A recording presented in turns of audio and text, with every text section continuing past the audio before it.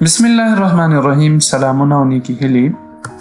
زموږ موضوع د نن Konditionalsätze یا auch Bedingungssätze یا شرطي جملې په انګلیسي ژبه کې موږ ویلی شو conditional sentences.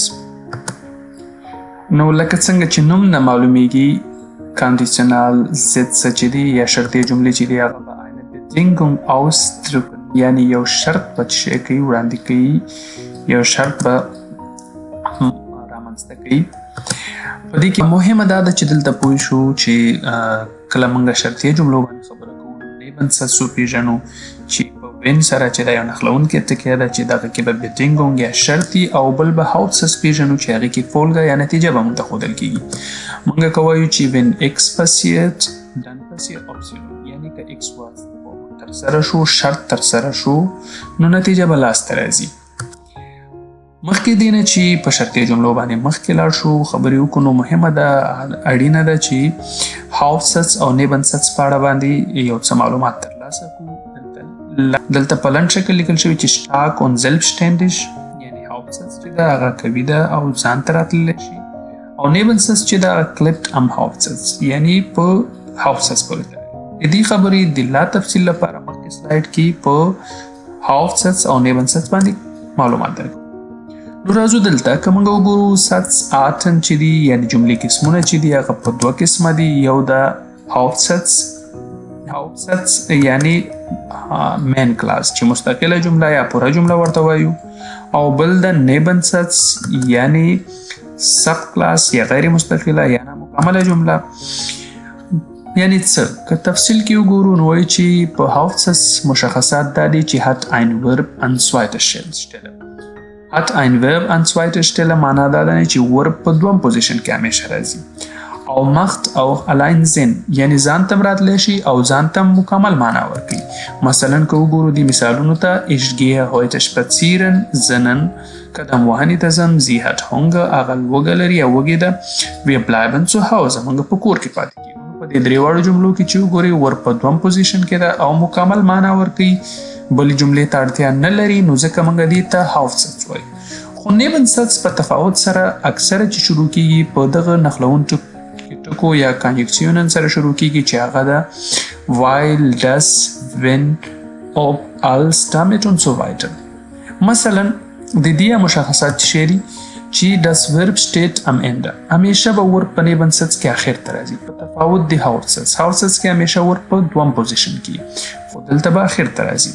او بله خبره دا ده چې kann nicht allein stehen دا ځان ته راتلی شي Hauptsatz خو دا ځان ته نشي راتللی ځان ته نشي پاتې کېدلی und braucht einen Hauptsatz او دا ضرورت لري یو مستقلې جملې ته یا مکمل جملې ته. مثال کې واضح کېږي که allein موږ راولو فرض که weil ich müde bin دا unvollständig ده دا نامکمله ده ځکه چې زه ستومانه یم دا مکمل معنا نه ورکوي معنا ورکوي خو کمپلیټ معنا نه ورکوي. خو که کله ورسره یو Hauptsatz راولو نو بیا دا معنا پوره کېږي Ich schlafe früh, weil ich müde bin. Ich schlafe früh, weil ich müde bin. نو زه وختي څملم ځکه چې زه ستومانه یم. نو داسې کې تاسو وګورئ چې د Nebensatz weil ich müde bin د دې معنا هغه وخت پوره شوه کله چې ورسره Hauptsatz راغی.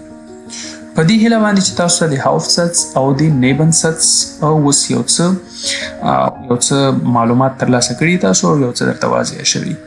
زه مخکې بیرته خپلې موضوع ته دلته یادوو چې موږ درې قسمه die drei wichtigsten Arten von Konditionalsätzen Typen 1 bis 3 یعنې موږ درې قسمه مهم قسمونه دي شرطي جملو لرو چې دا هو تقریبا یو شادي په انګلیش کې هم conditional sentences په درې قسمه دي. او که اول typ د دې وګورو یا اول قسم یې وګورو typ 1 چې دا Realität یا Zukunft möglich یعنې دا حقیقت ته نږدې ده او امکان لري چې په آینده کې واقع شي نو دا یو اول ټایپ ده. اوس تاسو تشویش مه کوئ ځکه دا به په تفصیل سره یو تشریح کوو خو دا هغه سریزه ده. typ 2 چې دا Gegenwart unrealistisch یعنې په حال کې ده دوم قسم هم په حال پورې ارتباط نشي خو په حال کې غیر حقیقي ده امکان نه لري لکه دی typ 1 یا typ 1 په حساب. او چې ډرای چې دا یا دریم قسم چې دا دریم ټایپ چې دا هغه په ماضي پورې حال پورې اړه لري او په ماضي کې چې دا خبره تېره شوې ده فرګنګنهایت پرپست. نو دا درې واړه قسمونه اوس یو په یو باندې په تفصیلي شکل باندې تشریح کوو. نو راځو اول Typ 1 ته ریالیټیټ یا zu کوموgliش د دې نه څه معنی. نو دا اول قسم چې دا څنګه امکان لري چې واقع شي او ډېر په امکان لري چې آینده کې ترسره شي دا عمل. نو دې ته اوس اول یو ټیبل ته راځو، دې کې مرکمال یعنی دغه مشخصات ګورو او بیا دې erklären یا تشریح ګورو. Typ 1 ته ریل ده اول ټایپ چې دا دوی ورته عملي کېدونکی امکان لري چې ترسره شي. Bedingung دلته چې دا هغه شرط چې ده هغه موګلیش ده یا wahrscheinlich یعنی امکان لري تر ډېره بریده پورې دا امکان شته ده چې دغه شرط ترسره شي. نو دا همیشه په یاد ولرئ چې په اول ټایپ کې چې دا Nebensatz کې به Bedingung همیشه په presence کې راولئ. Immer am Ende اور به همیشه چونکې Nebensatz ته او Bedingung چې راځي په وین سره نو اور به همیشه آخر ته راځي. خو زمانه چې استعمالوئ سایت فورم چې استعمالوئ نو هغه به یا ټنس چې راځي هغه به presence راځي په Nebensatz کې، البته په اول ټایپ کې د شرطیه جملو په الماني ژبه کې. او Hauptsatz چې د فولګه چې د هغې کې ته کولی شي هم presence استعمال کړي او هم Typ 1 نه استعمال کړي. او په دې کې چې دا ورب په دوم پوزیشن Verb an zweiter Stelle راځي. Verb steht an Position 2. نو اوس راځو مثال کې واضح کوو. مثلا که دې مثال ته وګورو wenn du lernst bestehst du die Prüfung. معنا که ته درس وایي که چیرته ته درس وایي نو ته امتحان کې کامیابېږي. نو په دې کې دغه wenn du lernst دا چې د Nebensatz ده او دا موږ ته شرط وړاندې کوي die Bedingung. هغه شرط دا ده چې ته باید درس وایي که چیرته ته درس وایي نو نتیجه کې چې شی لاسته راځي فولګه راځي او فولګه کې موږ وایو چې bestehst du die Prüfung ته به امتحان کې کامیابېږي. دا یو داسې عمل ده چې همیشه چې څوک درس وایي یعنی عمومي خبره ده نو هغه په امتحان کې شی کې کامیابېږي. اوس دې کې presence راغی او دې کې presence راغی. دا یو regularity ښیي. درس ویل امتحان کې کامیابېدل. نو په دې کې شرط چې ده د Bedingung چې ده du lernst چې ته به درس وایي او نتیجه یا Handlung یا Action عمل چې لاسته راځي هغه bestehen die Prüfung. نو که ووایو چې دغه Handlung ترسره کېدل چې دي دا تړاو لري په څه شي پورې په دې شرط پورې چې شرط واضح شي ترسره شي. اوس ګوره موږ کوو die Aktion die Handlung wird nur stattfinden wenn die Bedingung erfüllt ist. عمل هغه وخت کې لاسته راتلی شي نتیجه هغه وخت کې لاسته راتلی شي یوازې او یوازې چې کله دغه شرط پوره شي او شرط چیرې درس ویل دي. نو که دې شرط ته موږ x ووایو when x passiert نو نتیجه کې چې شی کېږي چې x ترسره شو x عملي شو dann passiert y نو y په خپله ترسره کېږي. خو که x ترسره نه شو نو y نه ترسره کېږي. که ته درس ونه وایي امتحان کې ناکامیږي. بل مثال اخلو موږ وویل چې ته کولی شي دلته خو presence راغی چې د Hauptsatz سره تاسو Typ 1 هم استعمال کوئ. wenn du lernst wirst du die Prüfung bestehen. نو دې ځای کې دا Typ 1 راغلی. نو دا یو رقم پلان ده. دلته دا regularity ښیي. که ته درس وایې ته کامیابېږي. خو دې ځای کې موږ وایو که چې ته درس ووایې ته به امتحان کې کامیاب شي. نو دا مشخصا په آینده باندې چې ده فوکس ده. نو دواړه صحیح دي. د خپل د مطلب په اساس باندې ته کولی شي د خپل مقصد په اساس ته کولی شي چې د استعمال وکړي.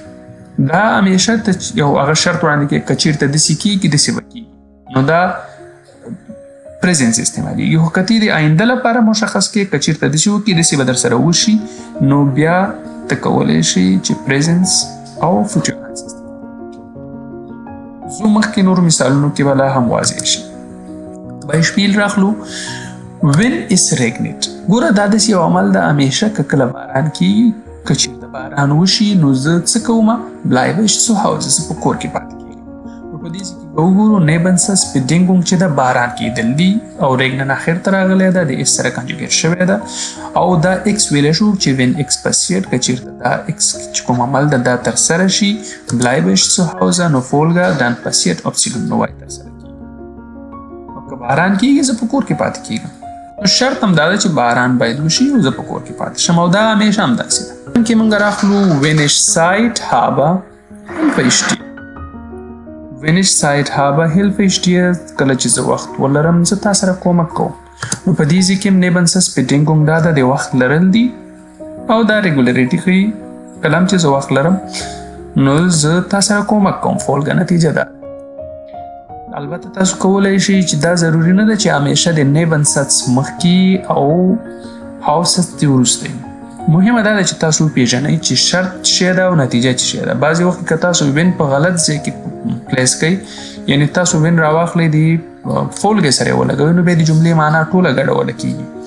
نور تاسو کولی شئ چې دغه Hauptsätze چې کوم ده دا مخکې راوړئ او Nebensätze وروسته وي. دلته یو سوال کېدی شي دا هم وشي چې ولې دلته helpe راغلی ده ولې داسې نه وه چې wenn ich Zeit habe ich helfe dir. نو چونکې دلته دغه Nebensätze دا نو موږ وایو چې دغه ټول Nebensätze چې ده دا پوزیشن 1 شو. پېژنې نیول تر دې پورې wenn ich Zeit habe ده. نو چونکې اصول دا دی چې پوزیشن 1 نه وروسته پوزیشن 2 یا دوم پوزیشن کې به همیشه ته ورب راولي. نو ځکه دا ورب رامخکې شوی ده دا په دوم پوزیشن کې راغلی ده. نو دا ته داسې هم ویلی شي چې دا Nebensätze وروسته کې او Hauptsätze رامخکې کې چې ich helfe dir نو دا فولګه شوله. wenn بیا کومه به ورکې wenn ich Zeit habe کله چې زه وخت نو داسې هم امکان لري. دواړه یو معنا لري. که ته داسې ووایې چې wenn ich Zeit habe helfe ich dir او که داسې ووایې چې ich helfe dir wenn ich Zeit habe دواړه یو شی دي. نور مثالونو کې که واخلو wenn du müde bist eine Pause. کله چې ته ستومانه یې نو ته یو وقفه وکړه یو لنډه وقفه واخله. یا wenn wir genug Geld haben نو دا د یو پلان په شکل باندې که چېرته موږ پیسې پیدا کړي کافي اندازه پیسې ولرلې نو بیا به د آینده لپاره ده werden wir eine Reise machen. ګوره په همدغه مثال کې که موږ راواخلو که چېرته پریزنس استعمال کو فرق یې څه ده. wenn wir genug Geld haben که چېرته موږ پیسې کافي پیسې پیدا کړي یا ولرلې نو پلان دا ده werden wir eine Reise machen نو موږ به یو سفر ترسره کړو. دا د کوم لپاره آینده لپاره ده. خو که داسې وي چې wenn wir genug Geld haben کله چې موږ کافي پیسې لرو machen wir eine Reise موږ به یو سفر ترسره کوو. zum Beispiel machen wir eine Reise nach Frankreich یا هر بل ځای چې تاسو وایي. کله چې موږ کافي پیسې ولرو موږ به یو سفر کوو. نو دا ریګولریټي ښیي یو منظم شکل باندې کله چې دا شرط پوره کېږي دا ورسره ترسره کېږي. خو که سپیسیفیکلی د آینده لپاره وایي چې که کله پیسې پیدا کړي بیا به داسې وکړمه نو بیا ته ورسره future eins استعمالولی شي. په دې هیله چې دی future eins او د present استعمال تاسو ته لا واضحه شوي. Wir erreichen den Zug wenn der Bus pünktlich kommt. منګه دغه ټرین رانیولی شو خو که بس په خپل وخت راشي. شرط دا ده که بس په خپل وخت سره په خپل ټاکلي وخت راغی نو بیا موږ کولی شو چې ټرین رانیسو. او څلورم مثال کې وایي چې wenn du schnell läufst که چېرته تیز قدم ووهې wirst du den Bus erwischen. ته بیا هم کولی شو چې دغه بس راونیسي. نو په دې هیله باندې Typ 1 کې یا اول ټایپ کې تاسو ته د شرطي جملو استعمال واضح شوی. نو اوس ځو دویم ټایپ ته. خو دویم ټایپ کې مهمه دا ده مخکې د دې نه چې موږ دویم ټایپ باندې خبرې وکړو نو باید کنجکټیو 2 دا باید وپېژنو. د دې پېژندل ډېر اړین او مهم دي. که چېرته دې باندې پوه نه یو دا ونه پېژنو نو بیا موږ دویم ټایپ باندې نه پوهېږو او جملې پکې نشي جوړولی.